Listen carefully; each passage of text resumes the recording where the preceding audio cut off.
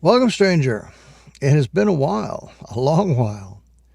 My normal routine is to repair cameras in the daytime, my camera repair shop, and to make videos on the side, usually in the evenings. But I was making so many YouTube videos, they take sometimes up to 3 days.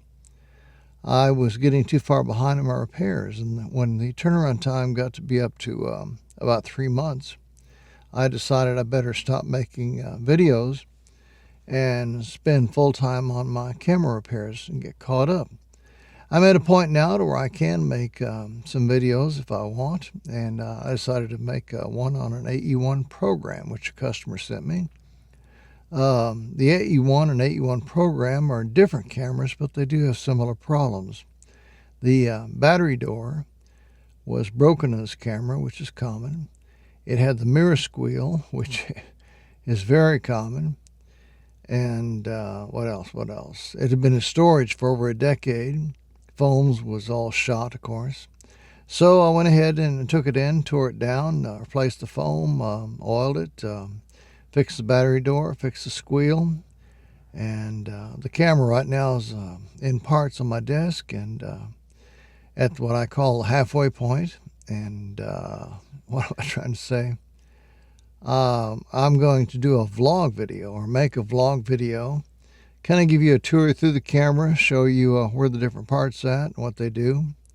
And I guess we need to get started. Okay. Are we recording? Yes, we are recording.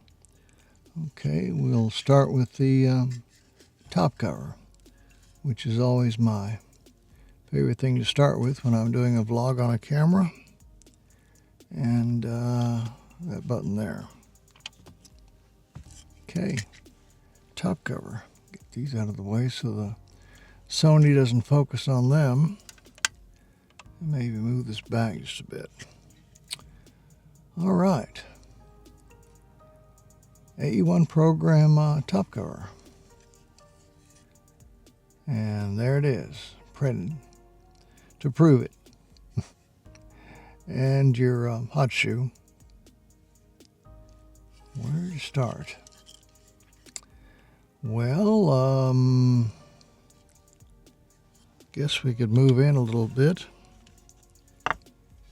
There's not much to see over here on the ASA side.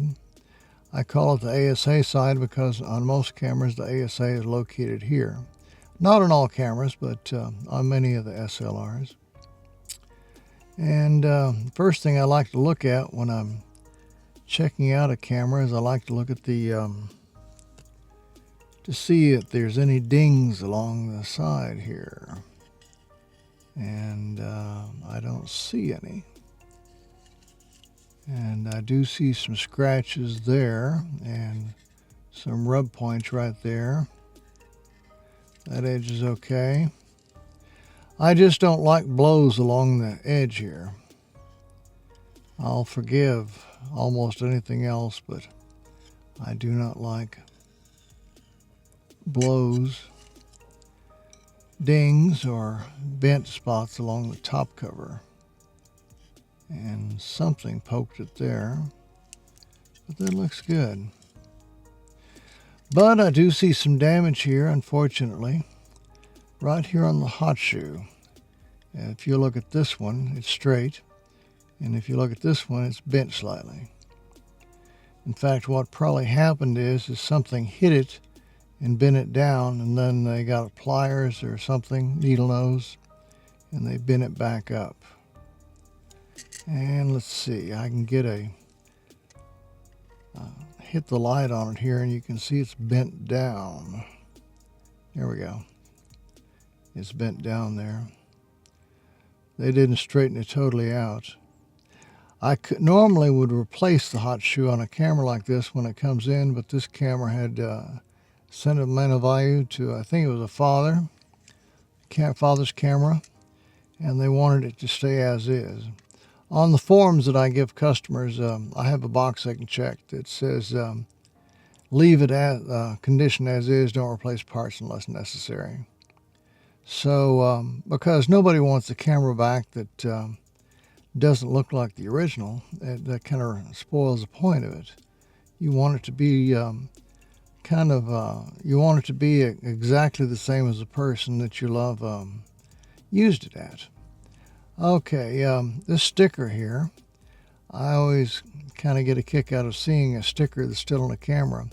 These cameras, I think they started making them in '81, and they put these gold stickers on it. I don't know if it was really just for advertisement or if they were actually inspected. And it says pass or passed, and most of the text is rubbed off, but the owners have had, what's from '81 to now? How many years is that?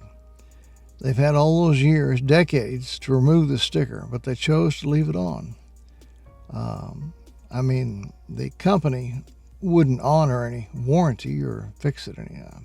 So there's really no reason to keep the sticker on anymore. But they left it on there because they wanted it on there. So I made sure that when I work on the cameras, if it's got a sticker, I just leave it alone. And I guess it'll be with it until it dies. What else do we have here? Canon letters look good. No damage to those.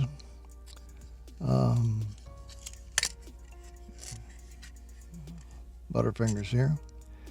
This speed control on the AE-1 program is mounted to the top of the camera, and then under here it mates to the body, which most cameras don't have that. Normally they'll let you remove this speed control, or that's the way they're designed anyway, but not this one. This particular model, it's mounted, which is fine, doesn't cause any problems.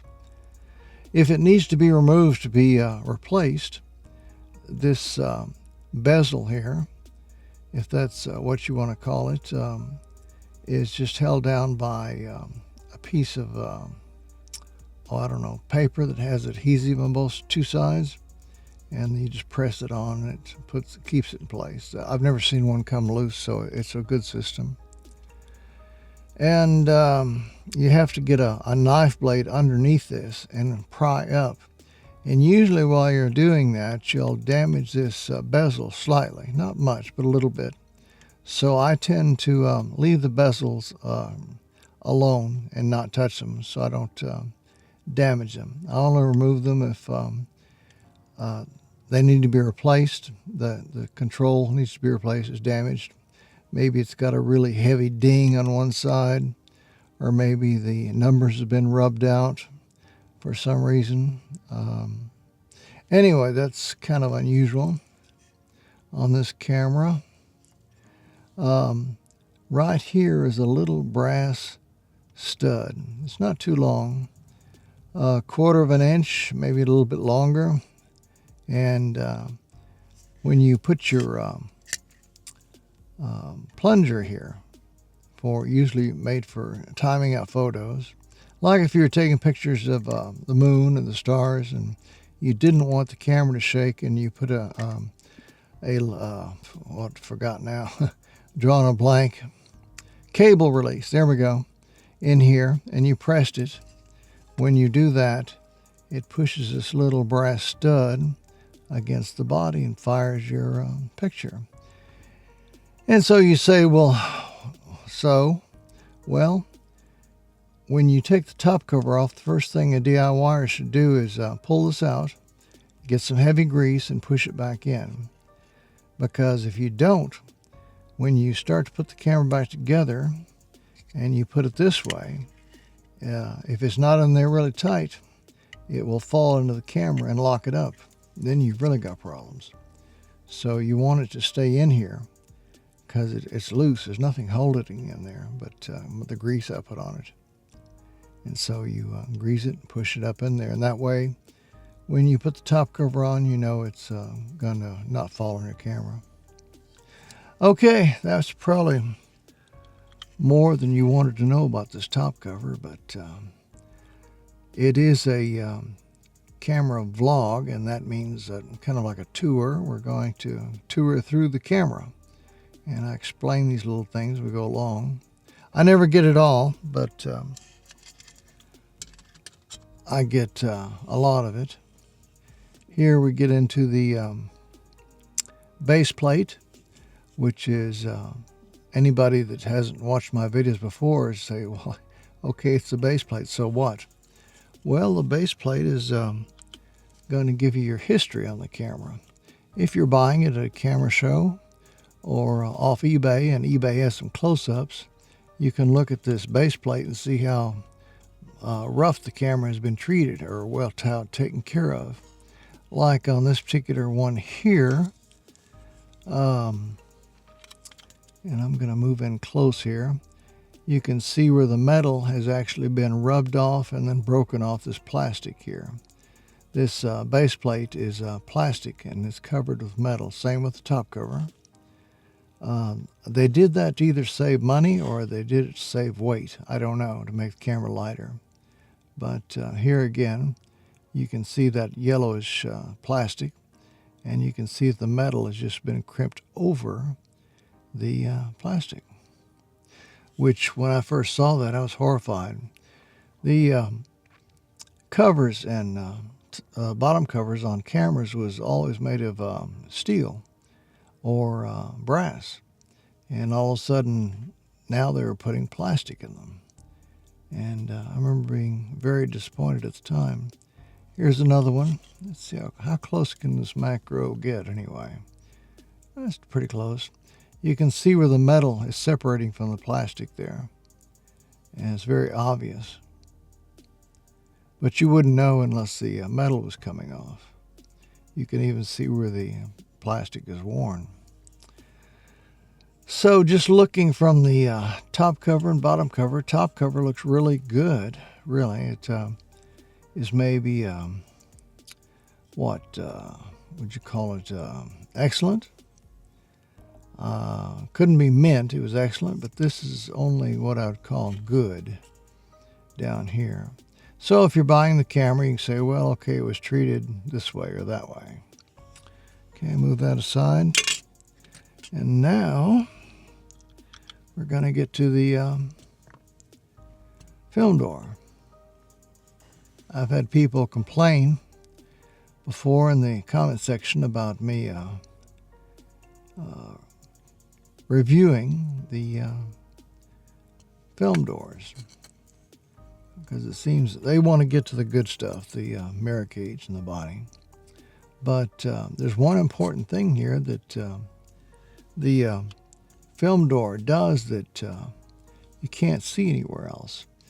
The exterior section of the top cover and bottom cover show you wear on the outside, but they don't tell you how much film has gone through the camera. A camera that's had a lot of film gone through it, there will be scratches all the way across here, thousands of them, because a camera that's had a lot of film go through it, the film will leave grooves all the way across, and it'll be very obvious because it'll be smooth, and then all of a sudden these grooves start all the way across, and then it'll be smooth, and that's where your film went through. And if this customer, whoever owned this, had shot like thousands of pictures, there'd be grooves in here. And if there's grooves, that means that the rest of the camera, the mechanism, the gears, the levers, everything is worn quite a bit. So you always want to check this pressure plate when you're buying a camera. Of course, if you're buying it on eBay, they're not going to show you. But if you're at a camera show, you always want to check the pressure plate on the camera that you're buying to see how much film has gone through it. If you're not sure, there's my fingerprints, shame on me. Normally when I send this back to a customer, I clean those all off, but I didn't for this video. But there is some wear. I don't know what exactly. This is where the film cartridge goes. When it does, it presses against this bar here. But like I said, even though the film has been in the camera, maybe he pressed it in there and didn't, he'd shoot like half a roll, so it's set to somebody's birthday or something, pull it out. I don't know. But this pressure plate is clean and smooth, so that means there was not much film shot through this camera. and if you're at a camera show.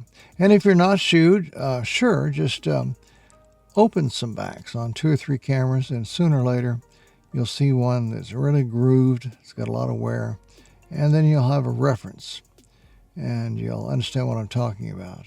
Sometimes it's just in different places on here, it's not clear across. Counts on how much film has been shot through the camera, but it's something to watch for that none of the other videos on YouTube will probably tell you about. It's these little details that you come here to learn. That since I'm a camera repairman, started in '78 repairing cameras, can tell you, and I've been repairing them ever since. This, you see the brassing around this rivet here and here? That means it was probably in a case, and the case was rubbing against these rivets, because otherwise, why would they be brassing here? This whole camera, if I was going to rate it, I would probably just rate it as good. Although I wouldn't be afraid to buy it or use it because there hasn't been much film shot through it. It looks like it was carried around a lot, but not used that much. And the leather's in good condition too. Okay, set that aside. Let's see if there's anything interesting over here.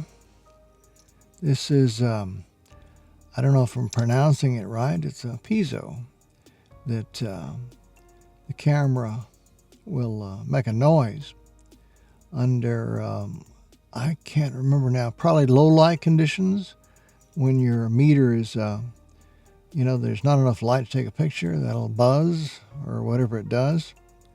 And there's probably a few other situations also. The only reason I'm showing is because it's the only camera I know of that I've seen one of these in. I've seen them in other pieces of machinery for different reasons, but this is the only one I've ever seen in a camera before. I mean, cameras do make noises, but I don't know what they use, but they don't use these. What else do we have over here? Anything interesting? No, not really. I have all these parts that I have to take off the cameras when I'm disassembling them.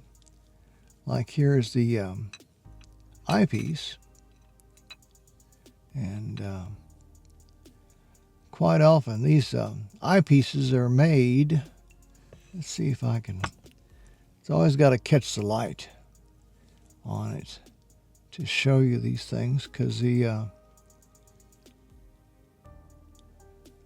just seeing it does not always work. Let's see here. It's not going to do what I want it to do. And it's not even going to focus. Okay. That's as good as it's going to get. You see that line that goes this way over there. That means this eyepiece is made of 2 pieces of glass, a concave and a convex. And, or did I get that backwards?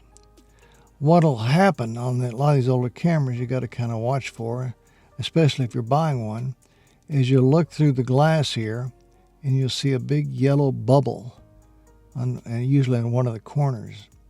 And that yellow bubble is the concave and convex elements separating. The adhesive that holds them together just finally lets go. And when these come in like this, I have to replace these eyepieces with another one that's in good shape. It's a small thing, but usually you can see it separating in the corners. Some cameras are worse about it than others, but it's just something to be aware of. It's another detail that I wanted to show you. Okay, set that aside. What do we have here? Not much. ASA wheel with a contact, two of them on the bottom. And as you turn your ASA, those contacts are on top of a resistor circle, and they change the resistance to your meter. And they're kind of like a scale. They move the scale up and down, and it's just one way of and I'm going to show it when I make a meter adjustment on this camera. But this screw here, you'll see a little notch there on the top. That's not a screw, it's a cam. And if you look here in the bottom, you'll see that one side's really large, one side's really narrow. And if your camera is like a half a stop off, maybe a quarter of a stop, it doesn't need much adjustment. You stick your screwdriver in here and you change this cam. And this cam changes your exposure. Can move slightly up or slightly down. Kind of an unusual arrangement is the reason I'm showing it to you. Most cameras just use pots. This Canon has both. It has this mechanical adjustment on the ASA, and then it has a pot on the circuit, which I'm going to, like I said, show on my video on setting the exposure. Okay, I think that's probably about enough. Here we go. Canon AE-1 program, mirror cage. Normally I try to kind of skim over these things pretty fast to keep the video length short, but more and more I've had people make comments saying they like me to explain the details, which makes the videos way too long for somebody who's impatient. But, you know, a person could put it on watch later, and it's what I do on videos that are long. Watch a half hour, set it aside, then later watch another half hour. And so anyway, on my videos in the future, I'm going to be adding more details, which, you know, will please part of my audience and alienate the others. But it can't be helped. Can't please everybody. So, on this mirror cage, mostly we're going to be on this camera here. We're going to be in close. There's going to be a lot of shaking and jittering. Can't be helped. That's just part of when you're shooting a macro lens. So let's get started. The thing you may notice first is that, or may not notice, is that the lens mount's missing. On most cameras, when I'm working on them, I leave the lens mount on. Here's one but this one was really grungy, and to clean one right, if it's dirty, you need to take it off.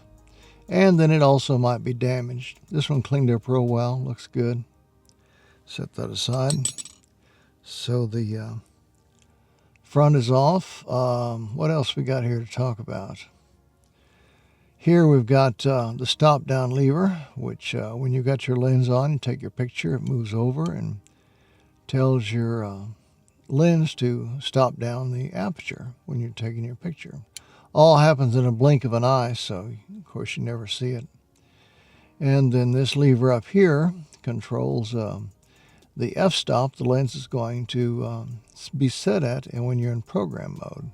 Of course, it might be different with if you're using speeds as your your aperture speeds or aperture setting or speed setting. Just counts on a program on which mode you're using as to whether this is engaging or not.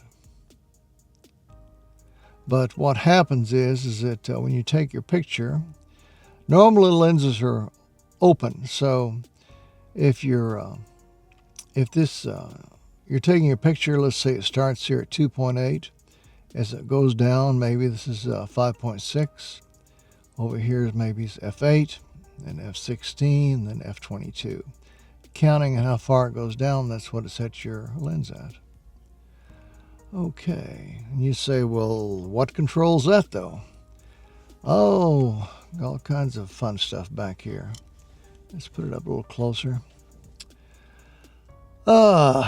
There's a plate here, a steel plate, and on that plate all these gears are mounted, and this resistor board here. Okay, getting the light on so you can see the. And a contact goes from the top to the bottom here, and up at the top again, say 2.8, and then halfway is 5.6. And then your F8, F16, F22, counting on how far that contact goes. The release that starts the whole business is right here, or not starts, this stops. This magnet here, when you take your picture, it energizes and it locks the arm in so it can't move. And then when it gets to the correct point, up here, it's sending a signal up to your circuit board. This lever right here, and I'm going to push it out. There we go. And it engages. When the magnet releases, it engages here and locks your contact up here. So basically, when you're taking a picture, if it's in program mode, this starts moving along. When it reaches the correct point, it is telling through these wires, is telling the circuit, okay, you wanted to be at 5.6, and right now I'm at 5.6 on the lens. And then this magnet releases, and this arm kicks in and stops it, so the lens can't go past 5.6. It's like F8 or 16 or 22.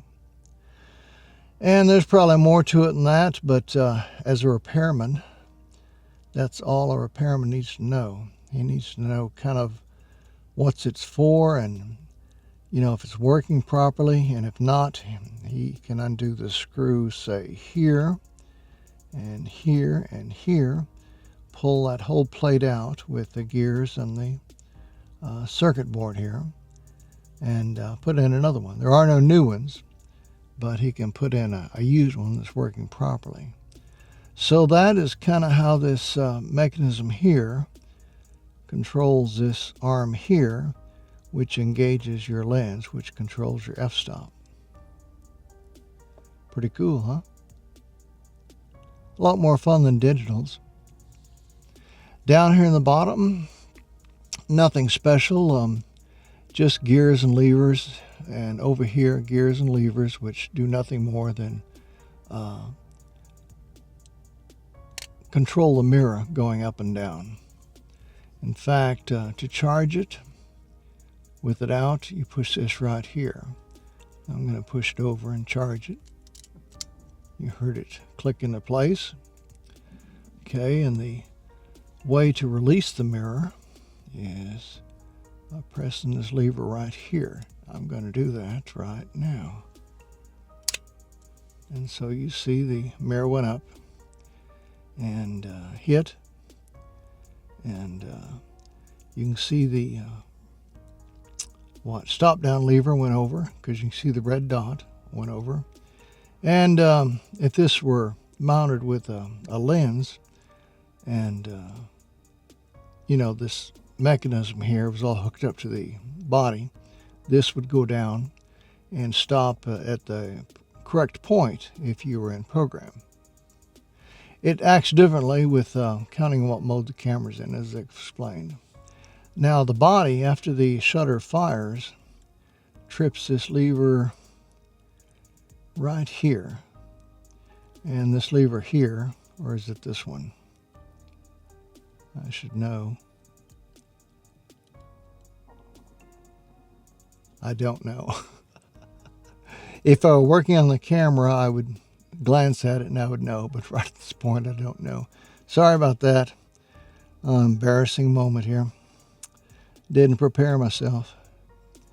After you've been doing this for 40, 45 years like I have, you don't think about these things. You just repair it and move on. Anyway, with it off the camera, it's a lot easier just to reach down here and press this right here, and the mirror has not dropped down. So evidently I did something wrong. What did I do wrong? This one right here then. There we go. Press that in and the mirror drops.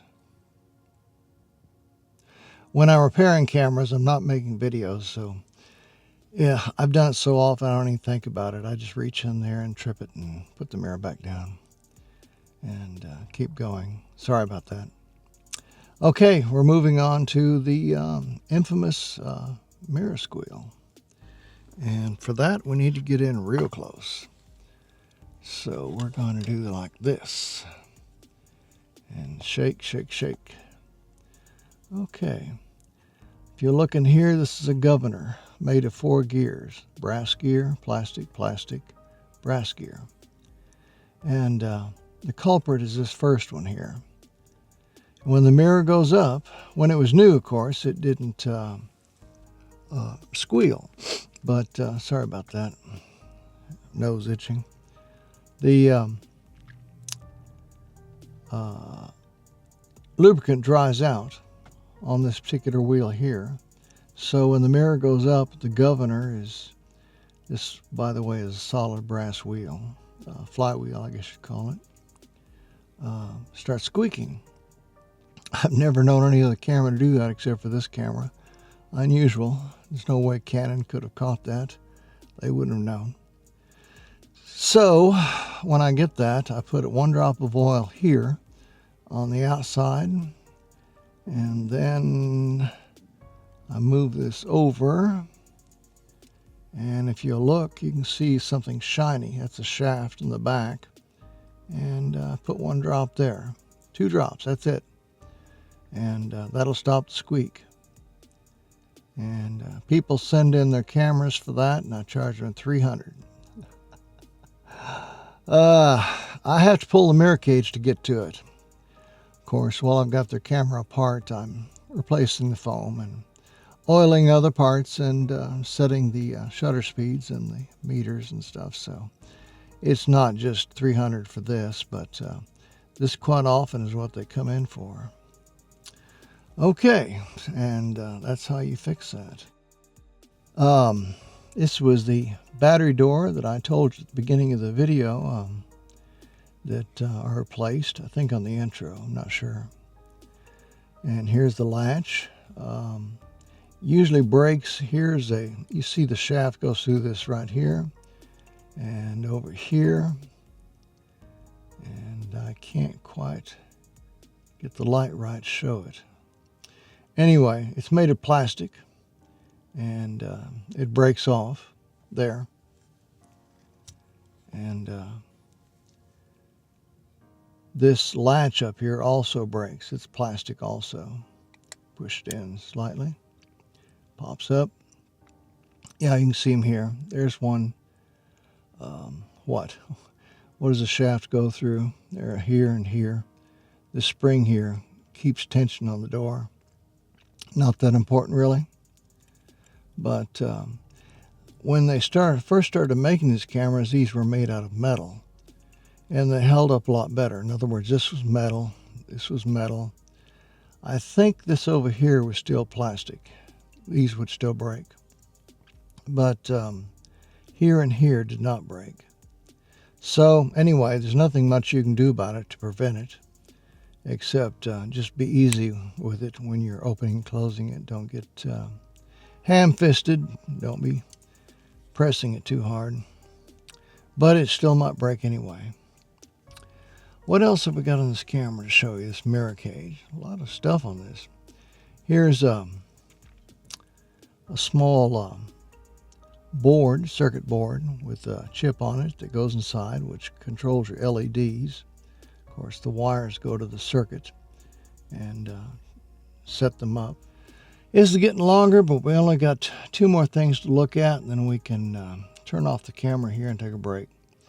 This is a prism up in there. You can see it's glass, of course. And here's the viewfinder you look through. And all these wires are in the way, of course, that your eyepiece is in front of. So this is your prism here. This, on these older cameras like that, the prism will eventually build up a fog on it, a scum, if you want to call it. Like in the your bathroom or the windows around your house, any glass will eventually kind of get a scum over it.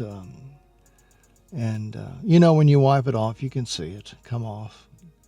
The cameras get hot, and the oils in them kind of vaporize. Even the foams put out, when they get hot, put out fumes. And all that condenses on the glass and causes it to kind of fog up. Not bad. And so eventually, on these old cameras, and I had to do it on this one, I undo this clip here and here. And here. And wires in the way again. Where are you at? Oh, up here. There. Take those two clips out, pull the prism out, and clean that glass on the prism just like you would a window at home, and get it off there. So when you look through it, you're getting a nice bright image. And that's gone.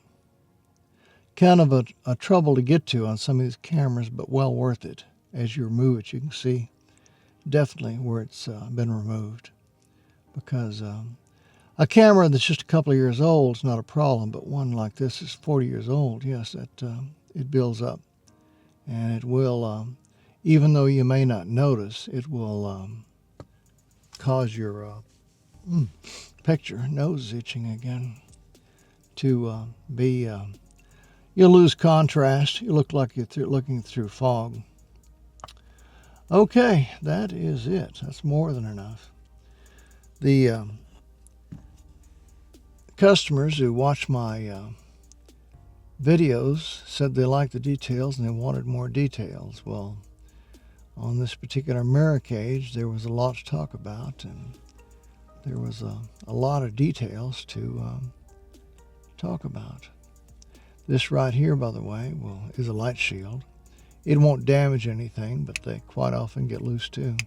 Probably use the same glue on it they used on that front shield, and it gets brittle, and these just fall off into the camera. But like I said, they won't. They're very flimsy, and they won't damage anything. I quite often just remove them and then re-glue them on. But like I said, they're just a light shield to keep stray light from getting back past the mirror and everything back to the film. That's it. Rambling now. Need to stop. Okay, when we return, we're going to start on the body. And there's not as much to talk about on that, but as there was on this mirror cage. But that's what will be next. So, stop this here. We're now going to discuss the body of the AE-1 program. The mirror cage, which we discussed, of course, goes... pull it over here. Goes down inside it. Pull that out. Most of the electronics are on the mirror cage. There's some here also, of course, but there's not as much to discuss on the, that's not quite right, on the body of the AE-1 program. And I don't know exactly where to start, so let's see. The camera is charged right now. I'm going to go over to this camera.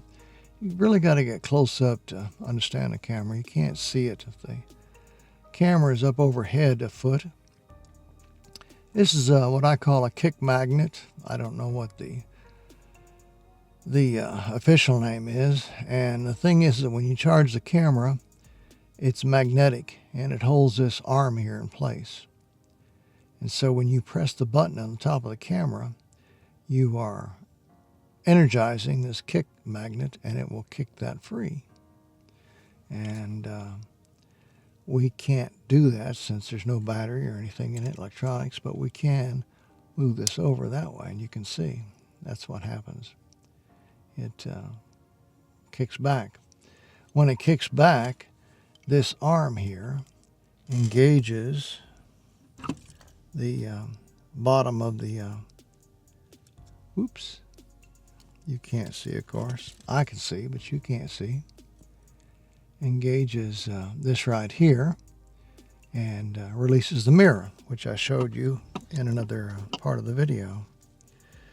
And the mirror goes up, and the pull this back over this way. Sorry about that. It's late. It's around 9:30. I've been at this since 12. I'm tired. So next, the mirror cage sets the f-stop on the lens, which I showed you, when the camera's in program.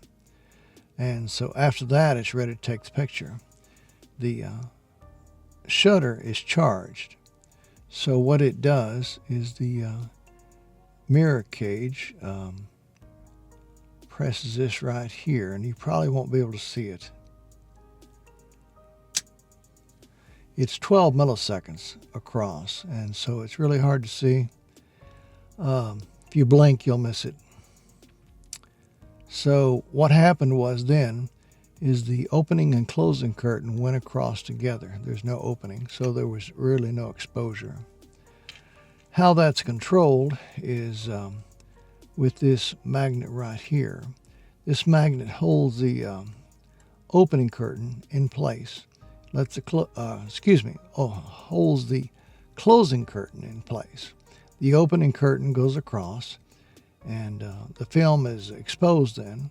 And then once the let's say the camera, the program mode chose 60th of a second. After the film has been exposed for 60th of a second, this magnet will release and the closing curtain, and it will close. And I can show you here in a way. First, I'm going to charge it. You can see the two curtains.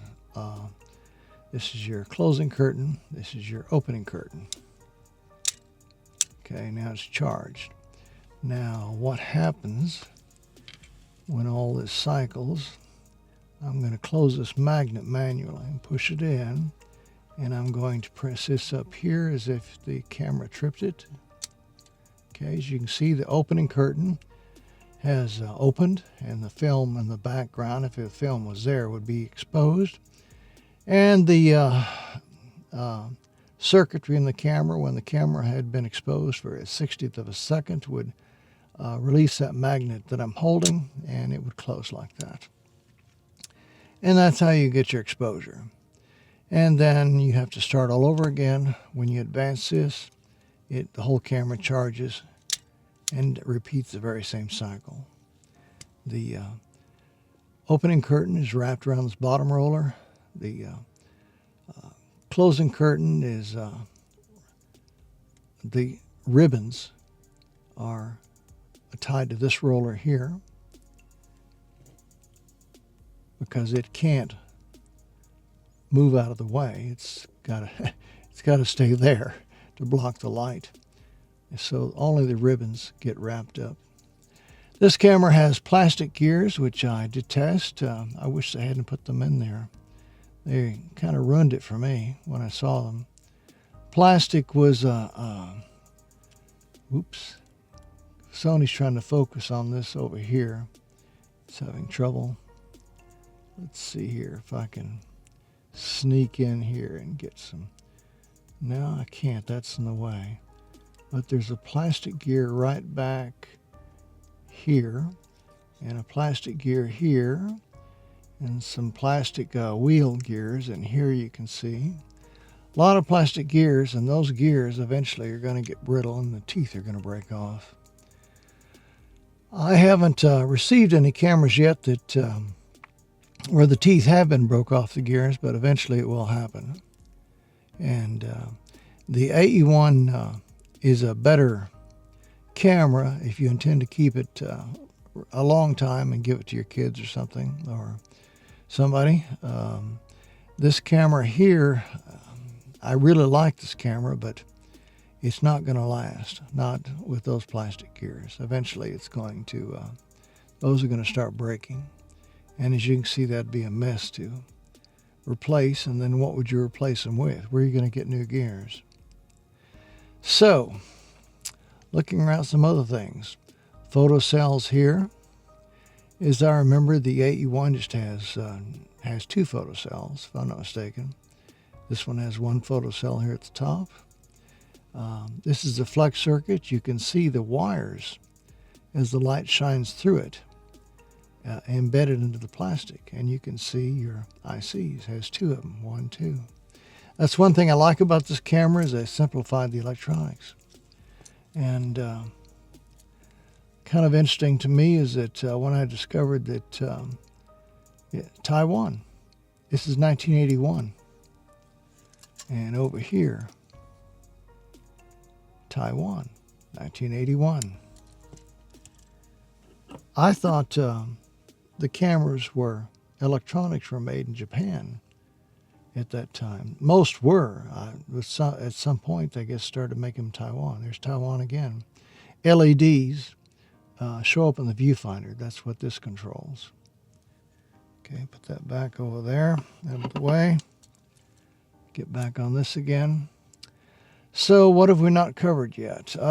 Battery compartment. The cover's breaks, but this is pretty basic. This is spring-loaded here. And quite often if the battery ruptures, acid will leak down through here. And you got to clean that all up. And you got to get some vinegar or some acid remover. And you got to clean this up and oil it.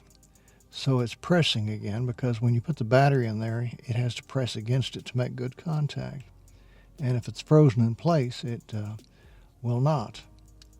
So what else do we have down here? Anything? When you advance the camera, a shaft comes down here and it goes to this gear. This gear is made out of carbon steel.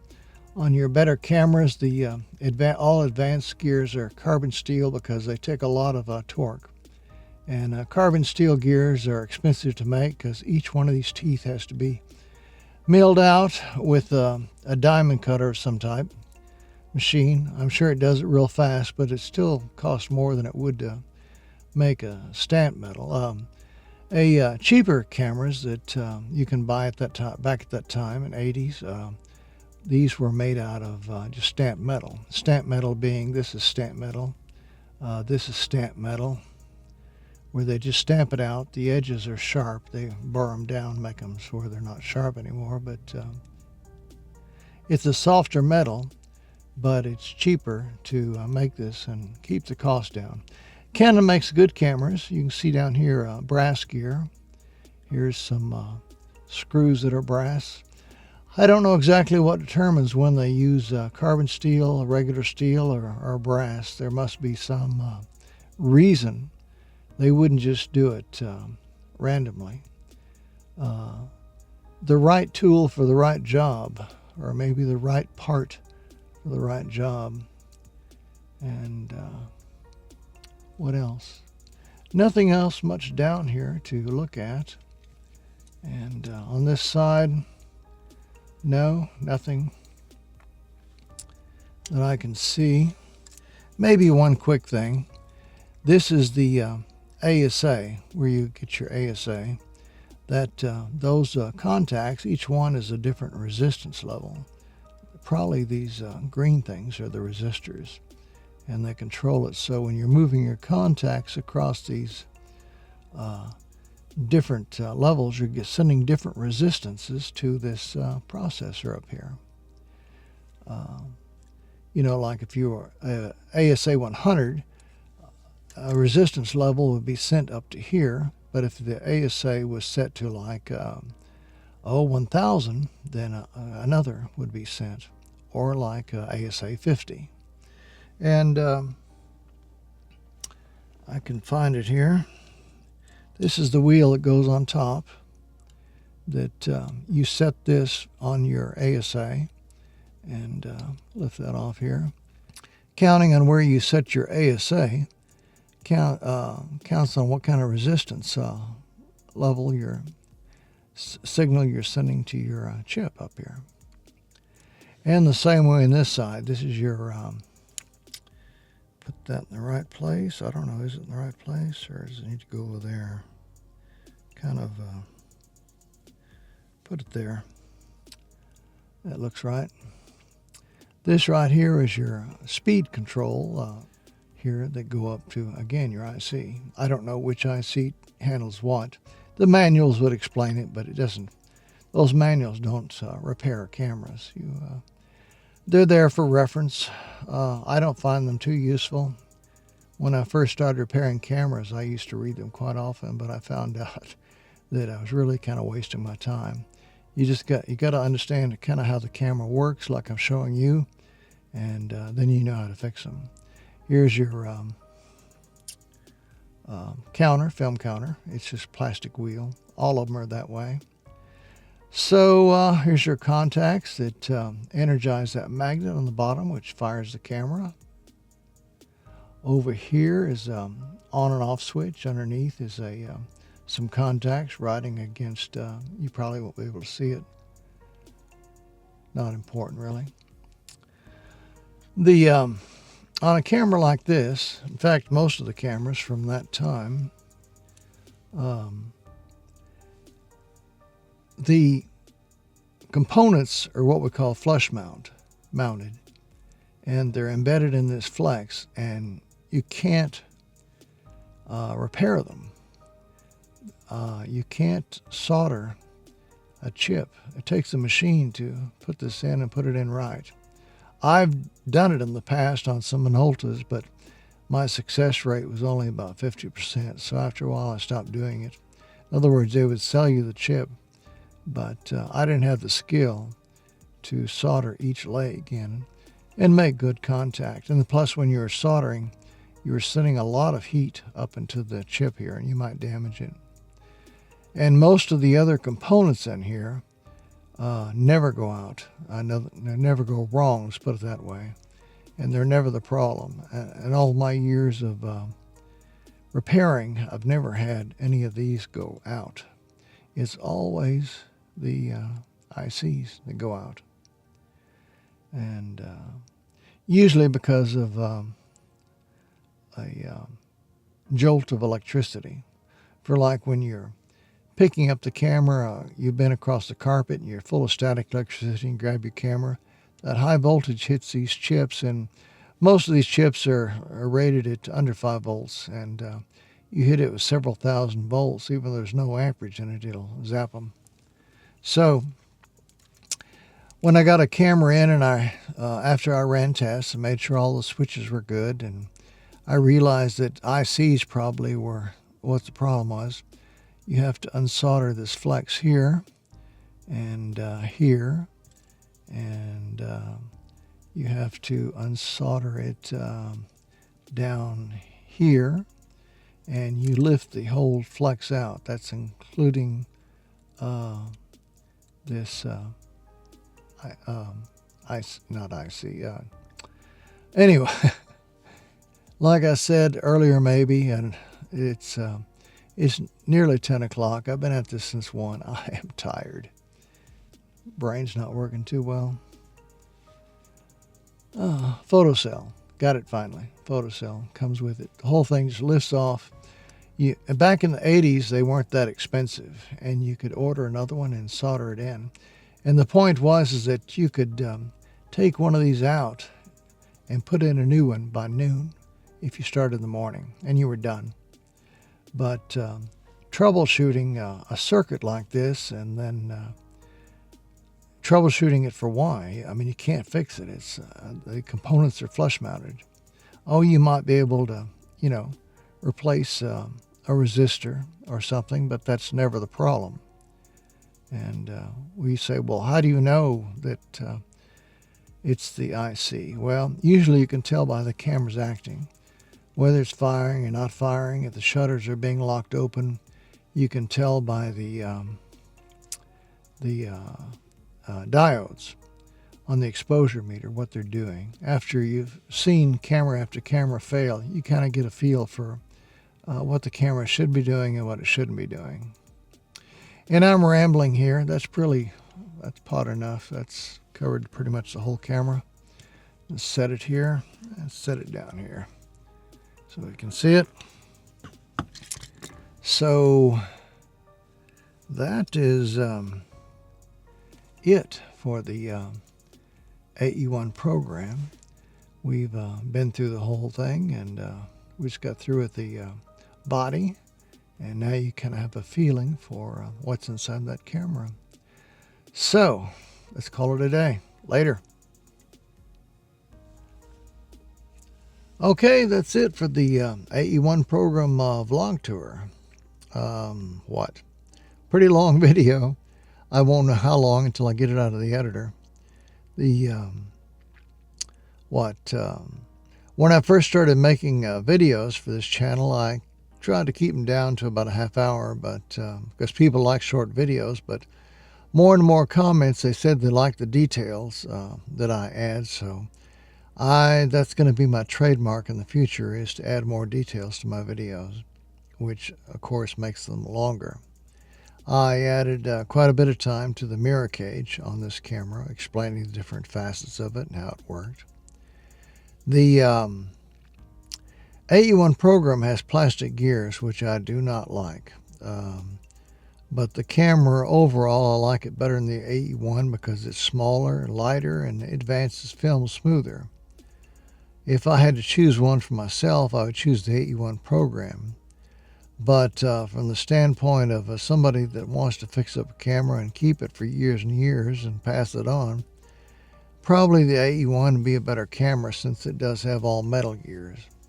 You can get electronics for either camera by robbing them out of another camera, so that's no problem really. The body's the main problem. Those plastic gears in the AE-1 program, it wasn't a good idea. Also, the AE-1 program has a plastic battery door, which breaks nearly every time because it has plastic at the hinges. The AE-1 does not. It's metal at the hinges. The release on the AE-1 is plastic, I think, and it will break pretty often. But the same is true of the AE-1 program. I discussed how to fix the squeal on that governor that controls the mirror on the AE-1 program, which it's the same for the AE-1. Most amateurs are putting way too much oil on it, and they're putting it probably in the wrong places. And I explained the correct amount of oil to put on it, how to put it in it. I will probably copy that section and put it up in my DIY playlist. And that's probably about it on the AE-1 program. Hope you enjoyed the tour, and thanks for dropping by. Later.